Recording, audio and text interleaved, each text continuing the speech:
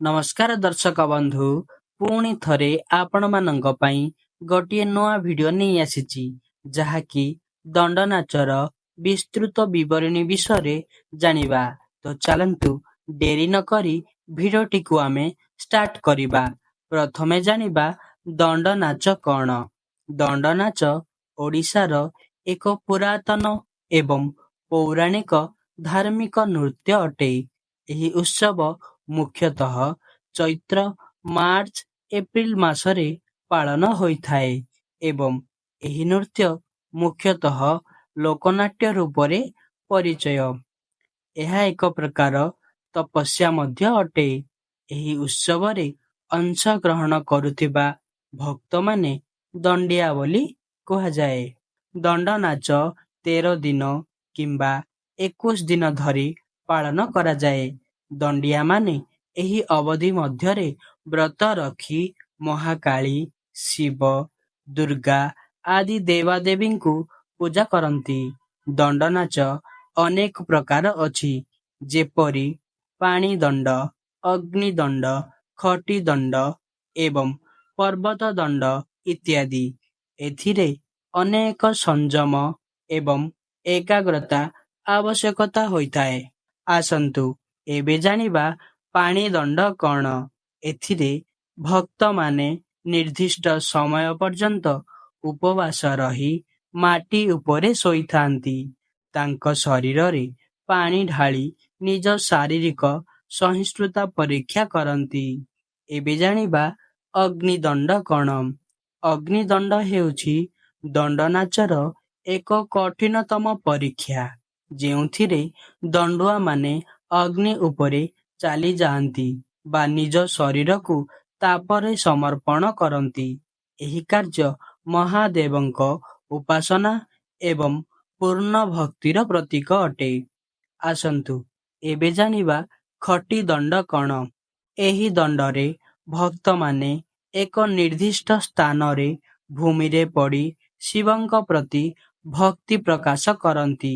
ଯେତେବେଳେ ଗରମ ଧୂଳି, ରାସ୍ତା କିମ୍ବା ଜଳ ଉପରେ ଏହା କରାଯାଏ। ଏହି ପରୀକ୍ଷା ଦ୍ୱାରା ଦଣ୍ଡୁଆମାନେ ନିଜ ଆତ୍ମାକୁ ପବିତ୍ର କରିଥାନ୍ତି। କଠିନ ପରୀକ୍ଷା କରି ଦଣ୍ଡୁଆ ନିଜର ଶିବ ଭକ୍ତି ଦର୍ଶାନ୍ତି। କିଛି ଭକ୍ତମାନେ ନିଜର କୌଣସି ଇଚ୍ଛା ପୂରଣ ପାଇଁ ଏହି ପରୀକ୍ଷା ମଧ୍ୟ ନେଇଥାନ୍ତି। ଦଣ୍ଡୁଆମାନେ ଅନେକ ଦୂର ପର୍ଯ୍ୟନ୍ତ ପଦଯାତ୍ରା କରି ଜନସାଧାରଣଙ୍କ ଆଗରେ ଅନୁଷ୍ଠାନ କରନ୍ତି। ଏହି ନୃତ୍ୟରେ ଏକ ଧାର୍ମିକ ଭାବ ରହିଥାଏ ଏବଂ ଦଣ୍ଡୁଆମାନେ ଅନେକ କ୍ଷମତା ପରୀକ୍ଷାର ମାଧ୍ୟମରେ ଦେବୀଙ୍କୁ ଭକ୍ତି ଶ୍ରଦ୍ଧା ଦେଖାନ୍ତି। ଆସନ୍ତୁ ଏବେ ଜାଣିବା ଏହି ଉତ୍ସବ କେଉଁଠି ପାଳନ ହୋଇଥାଏ। ଓଡ଼ିଶାର ବହୁତ ଅଞ୍ଚଳରେ ଦଣ୍ଡନାଚ ପାଳନ ହୋଇଥାଏ, ଯେପରି ଗଞ୍ଜାମ, ବ୍ରହ୍ମପୁର, ବଲାଙ୍ଗୀର, କନ୍ଧମାଳ, ଖୋର୍ଦ୍ଧା ଇତ୍ୟାଦି। ଏହି ଉତ୍ସବ ସମୟରେ ଲୋକମାନେ ଦଣ୍ଡୁଆଙ୍କ ଉପରେ ପବିତ୍ର ଭାବରେ ଭରସା କରନ୍ତି ଏବଂ ସେମାନଙ୍କୁ ଶ୍ରଦ୍ଧା ଜଣାନ୍ତି। ଏବେ ଜାଣିବା ଦଣ୍ଡ ନାଚର ଧାର୍ମିକ ଲାଭ। ଦଣ୍ଡ ନାଚ ମାଧ୍ୟମରେ ଭକ୍ତମାନେ ଭଗବାନଙ୍କ ଉପାସନା କରି ତାଙ୍କ ଆଶୀର୍ବାଦ ପ୍ରାପ୍ତ କରନ୍ତି। ଏହା ଜୀବନର ଅପରାଧ ଏବଂ ଅପବ୍ୟ ସଫଳ ହେବାର ଉପାୟ ବୋଲି ବିଶ୍ୱାସ କରାଯାଏ।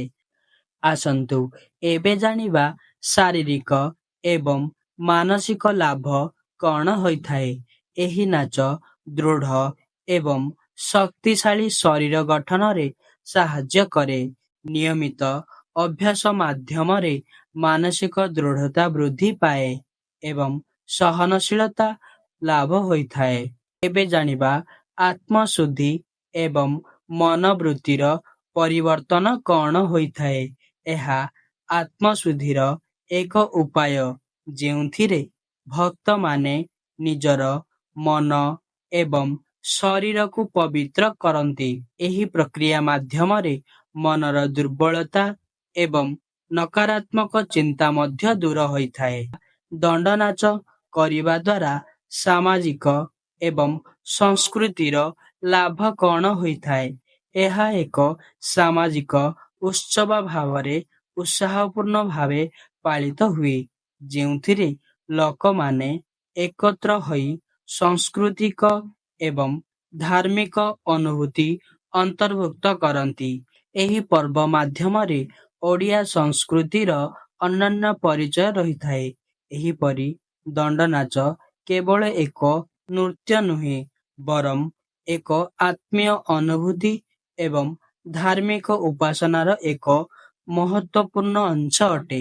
ତ ଫ୍ରେଣ୍ଡସ୍, ଏଇ ଭିଡ଼ିଓଟି ଆପଣମାନଙ୍କୁ କେମିତି ଲାଗିଲା କମେଣ୍ଟ କରି ନିହାତି ଭାବେ ଜଣାଇବେ। ଯଦି ଆପଣମାନଙ୍କୁ ଏଇଭଳି ଭିଡ଼ିଓ ଭଲ ଲାଗୁଛି ତାହେଲେ ଆମକୁ ଲାଇକ୍, ସେୟାର, ସବସ୍କ୍ରାଇବ କରିବେ ଆଉ ବେଲ୍ ଆଇକନକୁ କ୍ଲିକ୍ କରିବେ। ତ ଫ୍ରେଣ୍ଡସ୍, ରହିଲି, ପୁଣି ଥରେ ଦେଖା ହବ ଗୋଟେ ନୂଆ ଭିଡ଼ିଓରେ।